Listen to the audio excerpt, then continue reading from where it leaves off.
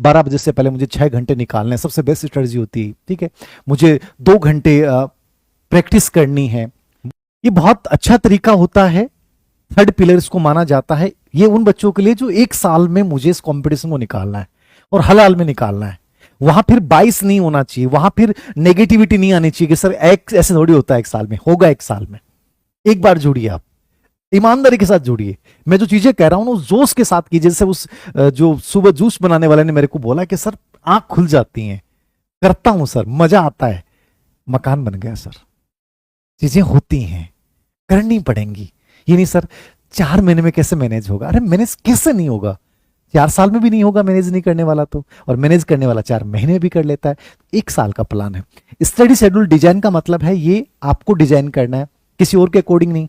Teacher ने कहा कि यार ऐसे कर लो, नहीं, आपको क्या लगता है उसके अकॉर्डिंग करना है, मेरे लिए बेटर क्या है। तो स्टडी शेड्यूल डिजाइन के अंतर्गत आपको क्या करना है कि आपको अपने पूरे दिन को ब्लॉक करना। ब्लॉक का मतलब समझ गए, सबसे बेस्ट रणनीति होती है, साइकोलॉजिकल होती है। ब्लॉक क्या होता है, दिन को ब्लॉक मतलब आपके पास ऐसा होना चाहिए कि नहीं मैं ये कर लूं, नहीं, पहले से चीजें तय हैं कि मुझे इस चीज को ऐसे करना है।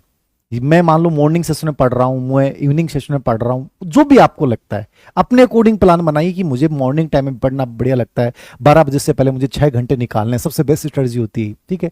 मुझे 2 घंटे प्रैक्टिस करनी है, मुझे 1 घंटे पीवाईक्यू निकालने हैं, मुझे आधी घंटे या 1 घंटे मुझे इसका टेस्ट देना है।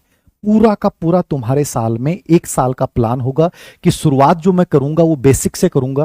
पहला 1 और 2 महीने मुझे सिलेबस की समझ बनाते हुए राजस्थान बोर्ड एनसीईआरटी, सब टीचर अलग बोलेंगे कि एनसीईआरटी पढ़ लो, कोई भी किताब पर्याप्त नहीं होती है, हर किताब अच्छी होती है, उस किताब को बेहतरीन बनाना पड़ता है स्टडी शेड्यूल से, उसमें नई चीजें ऐड ऑन करनी पड़ती हैं। तो ये चीज दिमाग में रखिए। तो स्टडी शेड्यूल ऐसा होगा 1 से 2 महीने में आप बेसिकली कंप्लीटली तैयार कर लोगे, बहुत आराम से चीजों को पढ़ोगे, ठीक है।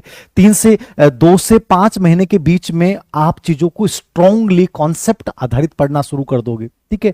5 से 7 महीने में आपका दूसरा या तीसरा रिवीजन आ जाएगा, और 8 से 10 महीने के अंतर्गत आप कंप्लीट टॉपिक के आगे, आप पूरे टॉपिक के आगे अंडरलाइन कर चुके होंगे कि इसका रेड पार्ट है, ये इसका ग्रीन पार्ट है, यहां से ये प्रश्न इस 2 साल में ये प्रश्न आ गए हैं। मतलब आपको पूरा का पूरा टॉपिक कंप्लीट आपके डिजाइन के अकॉर्डिंग, मतलब 12 महीने का ऐसा प्लान बनाइए कि जहां खाली स्पेस बचे ही नहीं, पूरा दिन ब्लॉक हो जाए।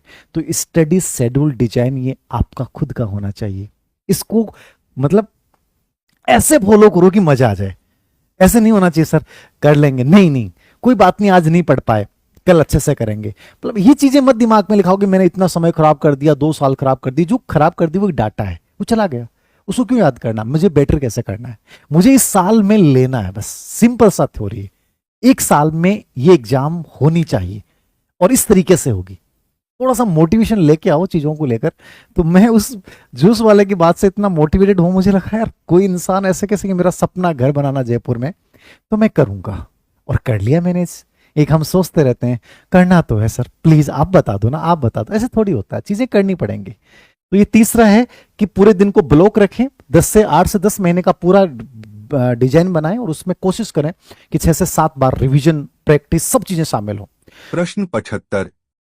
निम्नलिखित में से कौन से 21वीं सदी के कौशलों के 4 सी के अवयव हैं?